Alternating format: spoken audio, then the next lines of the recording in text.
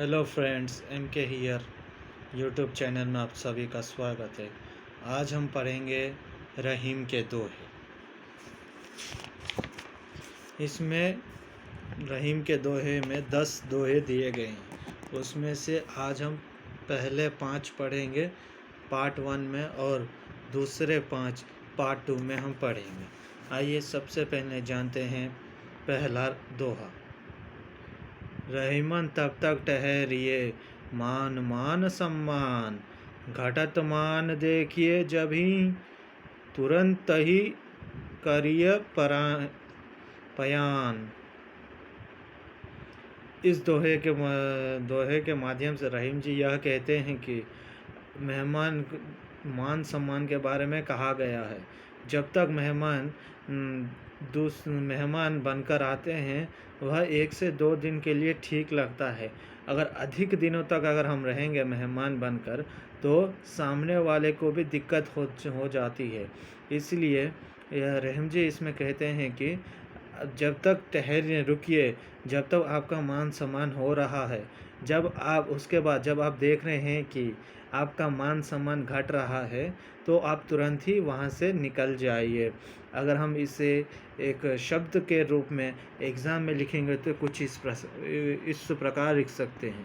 प्रस्तुत दोहे में रहीम का कह रहे हैं कि जब तक हमारे आत्म सम्मान का आदर किया जाए तब तक ही हमें मेहमानबाजी करनी चाहिए। जब यह लगने लगे कि हमारा मान सम्मान अब घटने लगा है तो हमें तत्काल वापस आ जाना चाहिए। यह में भी यही है कि जब तक हमें लगे कि हमारा मान सम्मान रेस्पेक्ट किया जा रहा है तब तक हमें रहना चाहिए मेहमान बनकर। उसके बाद अगर हमें लगे कि हमें रेस्पेक्ट यानी कि मान सम्मान कम दिया जा रहा है तो हमें तुरंत ही वहाँ से निकल जाना चाहिए। आइए अब जानते हैं दूसरा दोहा। रहीमन पानी राखिए बिनु पानी सब सून, पानी गए न उबरी मोती मनुष्य चून। इसके माध्यम से कहना चाहते हैं कि इस पंक्ति के माध्यम से रहीम जी कहते हैं कि पानी के अभाव में मनुष्य का जीवन भी संभव नहीं है। अर्थात यह पानी शब्द का अर्थ विनम्रता से है। पानी का दूसरा अर्थ चमक से है, जिसके बिना मोती का कोई मूल्य नहीं है। तथा तीसरा अर्थ जल से है, जिसे आटे या चून से जोड़कर बताया गया है। अर्थात जिस तरह आटे का अस्तित्व पानी के बिना अधूरा है, मोती का मूल्य उसके चमक के बिना नहीं हो सकता, उसी तरह मनुष्य को भी अपने व्यवहार में हमेशा विनम्र रहना चाहिए। इस पंक्ति के माध्यम से रहीम जी कहते हैं कि मनुष्य को विनम्रता पोलाइटनेस के साथ रहना चाहिए। जैसे कि पानी के बिना आटा का कोई मूल नहीं होता, और मोती यानी कि डायमंड में चमक के बिना उसका कोई मूल नहीं होता। उसी तरह मनुष्य में विनय के बिना, विनम्रता कह सकते हैं, उसके बिना मनुष्य का भी कोई मूल नहीं रहता। इस पंक्ति से रहीम जी कहते हैं कि मनुष्य को हमेशा विनम्र रहना चाहिए। अब तीसरा पंक्ति। बड़े बड़ाई ना करे बड़ो न बोले बोल, रहीमन हीरा कब कहे लाख टका मेरो मोल। इस पंक्ति के द्वारा रहीम जी कहते हैं कि हमें अपने बारे में बड़े बड़े ऊंचे ऊंचे कर नहीं बोलना चाहिए। जैसे कि हम देख सकते हैं और सुनते हैं कि हीरा कभी नहीं कहता कि उसका मोल लाख टका है। जो व्यक्ति सचमुच बड़े होते हैं वे अपनी बड़ाई नहीं किया करते।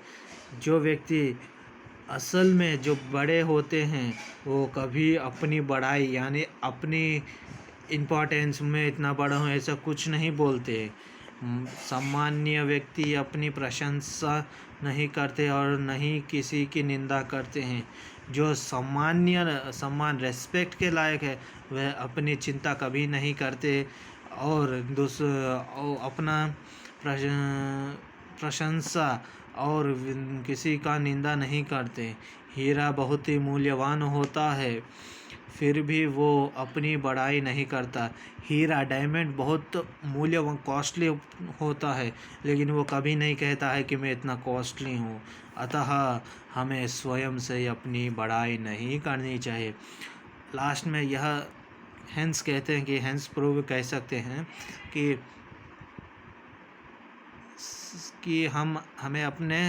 हमें खुद के बारे में बड़ाई कभी नहीं करना चाहिए।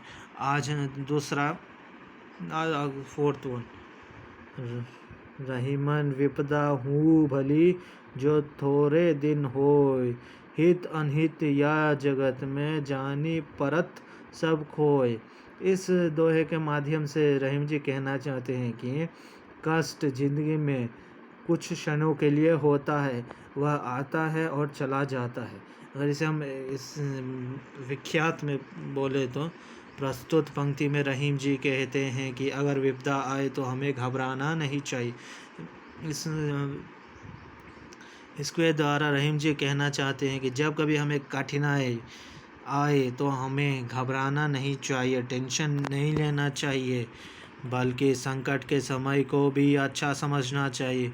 जब भी हमें संकट आए तो हमें वह संकट के समय को भी अच्छा समझना चाहिए। इसी समय में पता चलता है कि कौन हमारा अपना है और कौन पराया।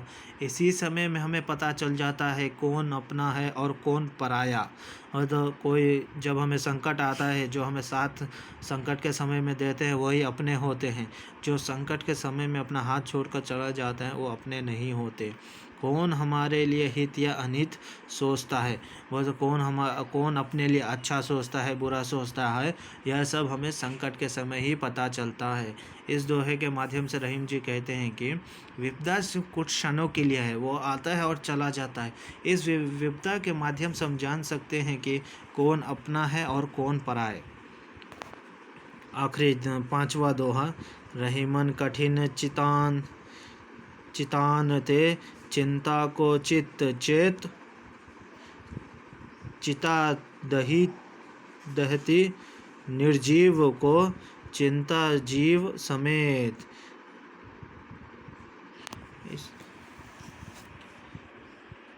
प्रस्तुत पंक्ति के द्वारा कवि कहना चाहते हैं कि मनुष्य को चिंता से दूर रहना चाहिए, क्योंकि चिंता हमेशा दुख पहुंचाती है। कठोर चिंताओं से अपने को मुक्त कर अपने चित्त पर नियंत्रण रखना चाहिए, क्योंकि चिंता को प्राणी को जलाकर राख कर देती है। इसलिए हमें चिंता से हमेशा दूर रहना चाहिए। इस दोहे के माध्यम से रहीम जी कहते हैं कि मनुष्य को हमेशा टेंशन यानी कि चिंता से हमेशा दूर रहना चाहिए, क्योंकि जब हम कभी चिंता करेंगे तो हमें बस उससे दुख, सैडनेस ही आता है। इसलिए हमें जितना हो सके चिंता को कंट्रोल में करके रखना चाहिए, नियंत्रित करके रखना चाहिए, क्योंकि चिंता चिता के समान है, क्योंकि चिंता मनुष्य को जलाकर खाक कर देती है। ये था 10 में से 5 दोहों के बारे में, और 5 दोहे हम जानेंगे पार्ट 2 में।